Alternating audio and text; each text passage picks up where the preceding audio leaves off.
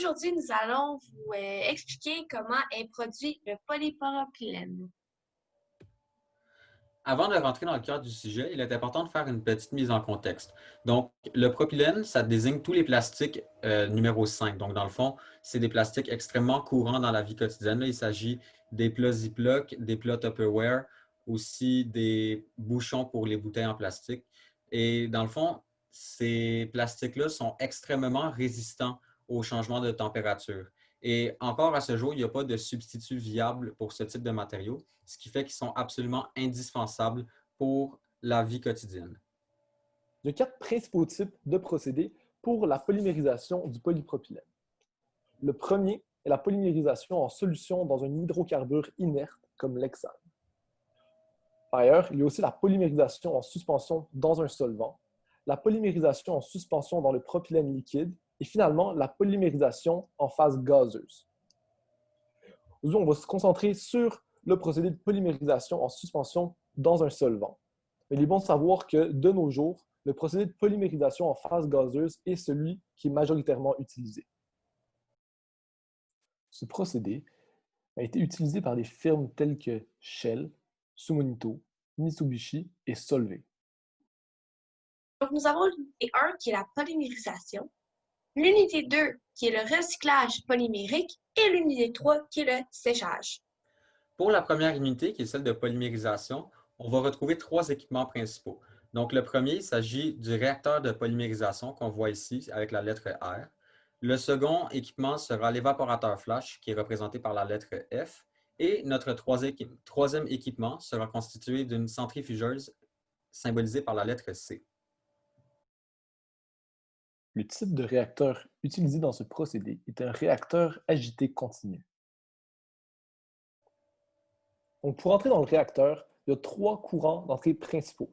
Donc, le premier courant, c'est celui qui achemine le solvant. Il va y avoir de l'hexane, aussi l'alkyle aluminate et le catalyseur, qui est en général le Ziegler-Natta. Par ailleurs, il y a un second courant qui va amener le propylène, les monomères de propylène qui vont être utilisés et polymérisés pour former le polypropylène dans le réacteur. Donc, le catalyseur, comme mentionné précédemment, s'appelle le Ziegler-Natta et c'est lui qui va permettre à la réaction de polymérisation de se produire à l'intérieur du réacteur. Pour le troisième courant, celui-ci provient de la deuxième unité dont on va y revenir. Donc maintenant, pour l'alkyle aluminate, il s'agit d'un couple catalyseur permettant d'avoir le bon type de polymérisation. Donc, on veut que toutes les liaisons CH3 soient du même côté. Donc, si nous analysons les photos présentées en bas de la diapositive, nous avons à gauche le polypropylène isotactique. Comme nous le voyons, ils ont des liaisons CH3 du même côté. Mais du côté droit, le polypropylène atactique a des liaisons CH3 alternées. Et c'est pas ça qu'on veut qu'il soit formé. C'est indésirable. Donc, c'est pour ça que l'alkyle aluminate est là pour créer des polypropylènes isotactiques plus tard dans la capsule. Donc, une fois que la réaction se produit dans le réacteur, les polymères se mettent à flotter sur le solvant. Le produit est par la suite libéré vers le bas du réacteur et acheminé vers le prochain équipement. Notre second équipement est composé de l'évaporateur flash qu'on peut voir sur le schéma à notre gauche. L'alimentation principale de cet évaporateur provient en effet du réacteur qui vient d'être vu dans la diapositive précédente. L'alimentation passe par la suite par une vanne de détente qui permet d'obtenir une pression extrêmement faible, de telle sorte que le propylène n'ayant pas encore réagi puisse être vaporisé à très faible température. La raison pour laquelle la température doit rester faible est pour ne pas endommager le polypropylène. En effet, il serait dommage de détruire notre produit dès qu'il a été formé. Le propylène n'ayant pas réagi sera par la suite retourné à notre réacteur via le courant numéro 2. Il sera donc mêlé au propylène d'alimentation fraîche.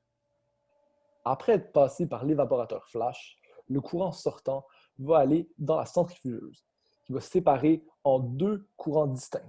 Le premier courant, qui comporte le solvant et les polymères atactiques, vont se diriger vers l'unité 2, l'unité de recyclage polymérique. Le second courant, qui comporte le polypropylène isotactique avec un petit peu de solvant, va se diriger vers l'unité 3, l'unité de séchage. Donc, maintenant pour l'unité 2, le recyclage polymérique, le courant qui provient de l'unité 1 est constitué du solvant et du polymère atactique. Celui-ci va rencontrer un point de division. Donc, à cause du point de division, nous avons une vanne. Cette vanne sert à contrôler le débit qui rentre dans le réacteur, donc le troisième courant que nous avons mentionné précédemment. Par la suite, en bas du point de division, ce courant passe dans un échangeur de chaleur où il va avoir un échange de travail et de chaleur avec la vapeur d'eau. Par la suite, il rentre dans un équipement où il va avoir une séparation entre le solvant et le polymère atactique. Donc, puisque le solvant est plus volatile, il va sortir vers le haut et il va être récupéré et transporté vers du stockage. Par la suite, le polymère atactique, puisqu'il est le moins volatile, va sortir vers le bas et il va être soit valorisé ou détruit. Donc, ce procédé est de moins en moins utilisé à cause que le catalyseur est de plus en plus performant, qui fait en sorte qu'il va y avoir moins de polymère atactique. Nous avons vu précédemment que la centrifugeuse a permis de séparer le polypropylène isotactique des polypropylènes atactiques et des solvants. Le polypropylène isotactique, donc celui qui est désiré, va donc entrer dans le système de séchage. Cependant, ce polypropylène contient encore un peu de solvant. En effet, la centrifugeuse n'a pas permis de tout l'éliminer. L'unité de séchage va donc servir à faire évaporer le reste de solvant. Puisque ce dernier est plus volatile que le polypropylène isotactique, il sera récupéré au haut du séchoir. Le polypropylène isotactique, quant à lui, puisqu'il est beaucoup moins volatile que le solvant, va donc descendre tranquillement au fond du séchoir. Il sera par la suite utilisé pour du stockage et ensuite vendu. Il est important de constater que ce polypropylène sort sous forme de granules qui seront par la suite traités dans un autre procédé afin de devenir les plats Tupperware, les plats Ziploc et les bouchons de bouteilles de plastique qu'on connaît tous. Donc, au terme de cette capsule, vous êtes maintenant en mesure d'expliquer le procédé de formation du polypropylène, donc, qui est formé en 3 unités. L'unité de polymérisation, l'unité de recyclage polymérique et finalement l'unité de séchage. Ce procédé donne des petites granules de polypropylène afin d'être utilisés en bien de consommation.